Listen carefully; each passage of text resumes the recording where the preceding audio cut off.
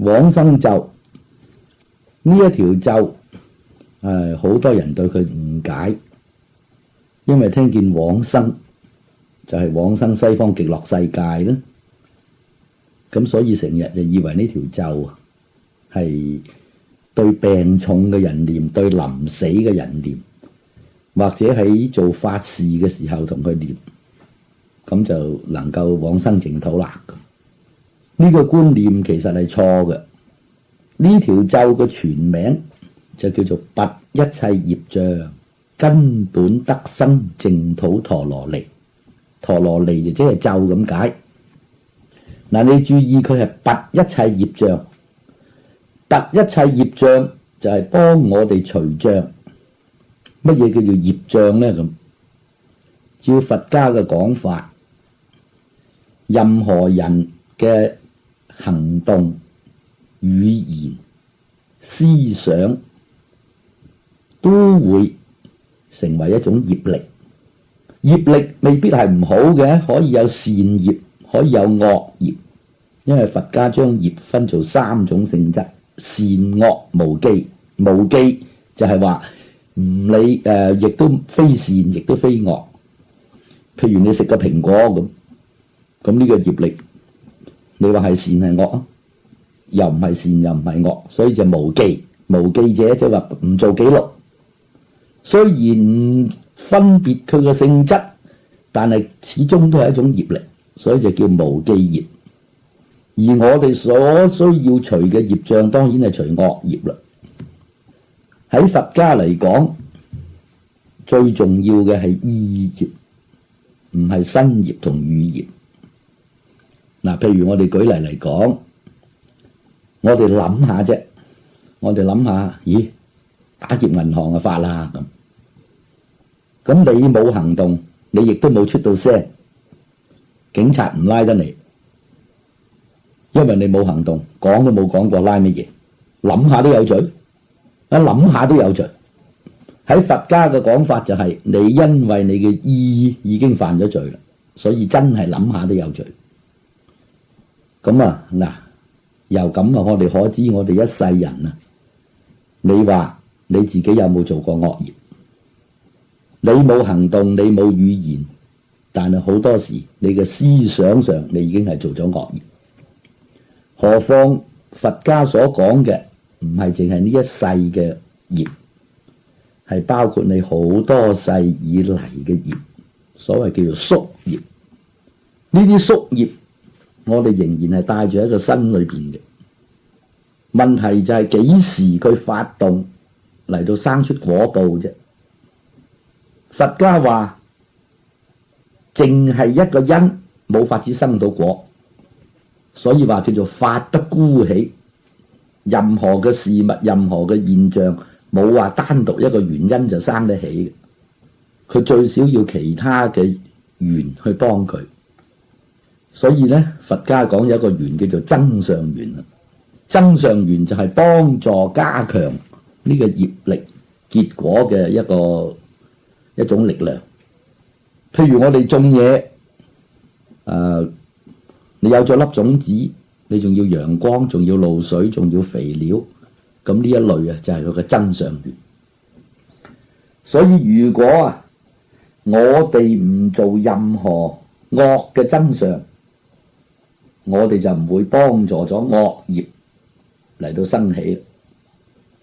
但係個惡業雖然唔生起，不過惡業嘅種子始終係留喺你嘅身上，留喺你嘅神識裏邊嘅。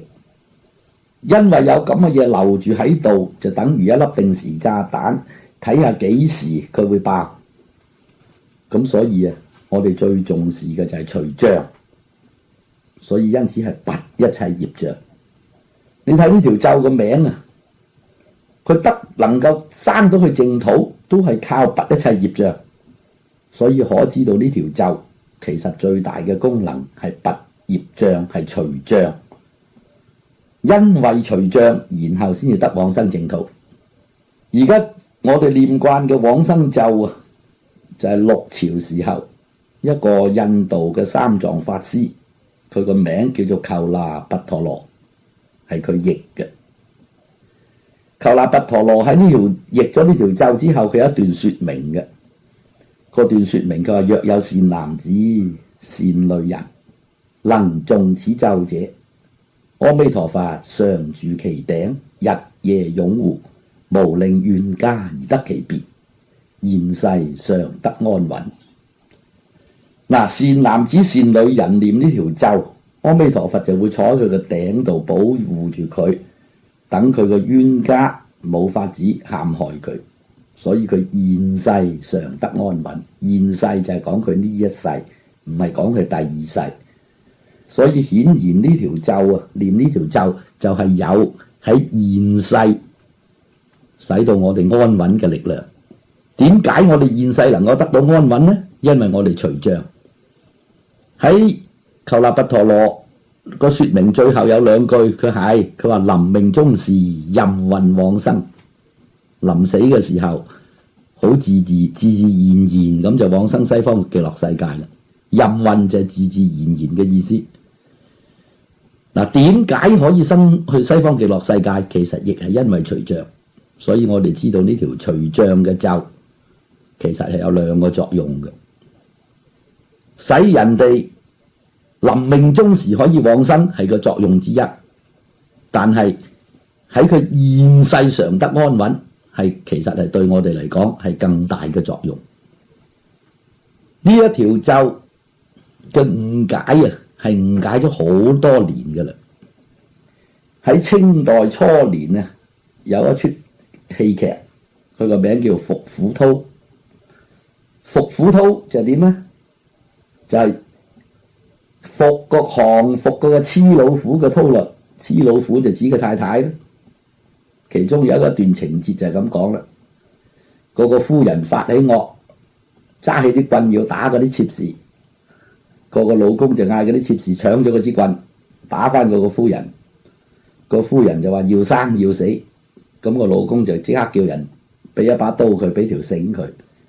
跟住咧，嗰啲妾侍啊，幾個妾侍就一人揸一個木魚出嚟念往生咒啦。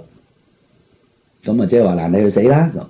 嗱，咁由呢出戲劇啊，個編劇者嘅觀點，你就已經知，其實佢哋都係誤解咗往生咒，以為係對臨死嘅人先念嘅。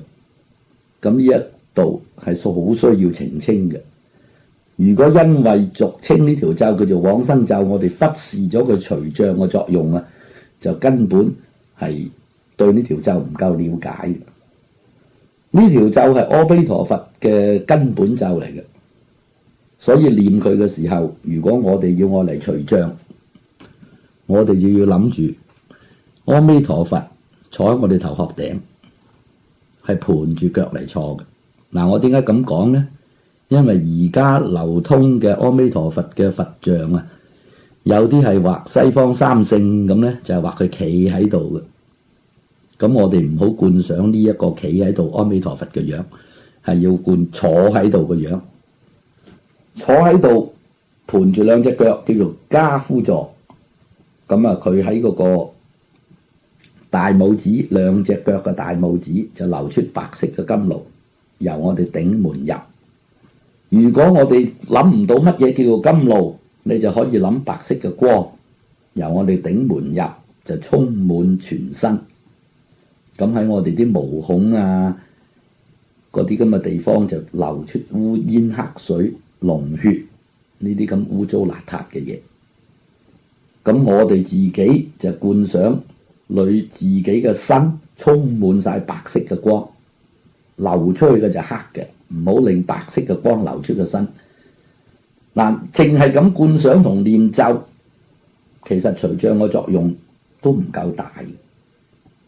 除障最重要係懺悔，無論密宗嘅除障，抑或顯宗嘅除障，其實個理由啊，都係全靠我哋用懺悔嘅力量啫。咁然後先至得到加持力。懺悔就係諗住我哋咁多世以嚟，包括今世在內所做嘅身語意嘅惡業，我哋希望阿彌陀佛同我哋清除咗佢。從今之後，我哋唔敢再做任何嘅惡業。嗱，呢一度係好重要嘅。如果你一方面懺悔除障，一方面又再做惡業，咁呢個懺悔同除障當然冇用。講句笑話，舊陣時你睇啲粵語片，你會見到個惡家婆一路敲住個木魚，一路南無阿彌陀佛，一路南無阿彌陀佛，念得兩句又鬧個新抱你個死人頭咁，跟住又念南無阿彌陀佛。咁你話咁樣念佛有冇用呢？當然冇用。念兩句咒就鬧一句人，咁如果念咒都有用啊，就根本係形式，係事相。因此我哋念呢條咒嘅時候，係要懷住一個好沉重咁嘅心情嚟到懺悔嘅。如果你自問一生人有做過一啲真係你自己都覺得良心過唔去嘅嘢，你更加需要將呢件事嚟到懺悔。如果你諗唔到自己有乜好大嘅過失，當然我哋亦都冇法子知道多生以嚟我哋會犯過乜嘢過失。喺咁嘅時候啊，我哋就只有好籠統咁講，希望除去我哋多生以嚟以及今生嘅身語意嘅惡業。嗱，能夠咁樣做，就發揮到呢條咒嘅作用。呢條咒因為係六朝時候嘅翻譯，嗰陣時譯出嚟嘅音係相當準嘅，但係由六朝到而家，時代一路改變，人嘅語音亦都一路改變。所以如果我哋而家仲照住六朝時候譯嘅字面嚟到讀，特別係我哋仲用廣府話嚟跟住佢讀，直情係離行離辣嘅。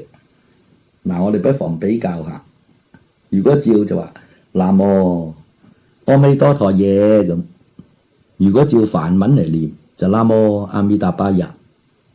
嗱，你兩句嚟比較就知道啊，相差咗好遠嘅。咁而家有啲人就會話，念咒就講誠心啫，唔需要你咁多準唔準嘅咁。咁如果照密宗嘅觀點嚟講，呢一度係唔係幾啱嘅？因為念咒就係溝通，係同佛嘅溝通。如果我哋想同一個英國人溝通，咁我諗啊，如果你揸住本通勝嗰啲咩唐字音英語，同佢講 Good morning， 吐打那，咁我估啊，個英國人就唔知你噏乜。咁點樣溝通？所以喺密宗就話咒音訛亂係要懺悔嘅。如果修法嘅時念錯咗咒，係需要懺悔，係罪過之一嚟嘅，係犯咗語業嘅。咁所以啊，我就覺得呢條咒而家既然仲有梵文嘅咒存在，仲可以讀得出梵文嘅咒音出嚟，咁點解我哋仲要照住六朝時代嘅譯嘅嘢嚟到用現代話嚟將嗰啲字讀出嚟呢？即使因為傳統嘅力量啊，好多代人都念錯咗個音啦，咁我覺得始終都有一代需要改正一下嘅。如果一路啊係咁，我哋又係咁念，我哋教下一代又係咁念，而明明知道自己係念錯嘅，你嘅心會唔會安樂呢？我喺觀世音同大悲咒呢本書度講嗰句說話，舉嗰個例，如果一個學生讀唐詩讀錯咗音，個教師去矯正佢，咁個學生就話：唐代嘅音你都唔識啦，你嘅矯正我做乜嘢啦？咁你話個學生啱唔啱呢？當然係唔啱嘅。所以而家同樣嘅理由，我哋唔能夠因為傳統一路經過幾百年都念錯咗呢條咒啦，咁我哋就話：你都唔識六朝嘅音啫，咁你點樣矯正我個音啫？咁其實呢個完全唔係嘅，因為梵文嘅音同而家仲係一路仲傳住落嚟嘅，所以如果你捉一個西藏嘅喇嘛嚟到念，我相信啊，佢絕對唔會覺得認為將六朝嘅音照咁樣念係正確嘅。嗱，咁而家我先慢慢咁讀一籌呢個咒，然後我就逐句嚟念。南無阿彌達巴呀，達他格達呀，達一他唵，阿彌勒杜巴貝，阿彌達三巴貝，阿彌達比林地，阿彌達比林達，嘎咪哩嘎嘎啦，揭提卡咧梭哈。呢條咒嘅意思就係話歸依無量壽如來。第一他就係即説咒曰，咁所以呢條咒其實就係由唵字嗰度開始嘅。下邊跟住就講阿彌陀佛啊，你除去我哋嘅苦受，阿彌陀佛，我哋嚮往你嘅淨土，阿彌陀佛，你同我哋除害除災害，阿彌陀佛，你同我哋除障，咁我哋嚮往佢嘅西方極樂世界。大致上嘅意思就係咁。咁而家我就一句一句嚟到念。南無阿彌達巴呀，達他格達呀，達一他唵，阿彌哩杜巴貝，阿彌達三巴貝，阿彌達比林地，阿彌達比林達，嘎咪哩嘎嘎啦，揭提卡咧梭哈。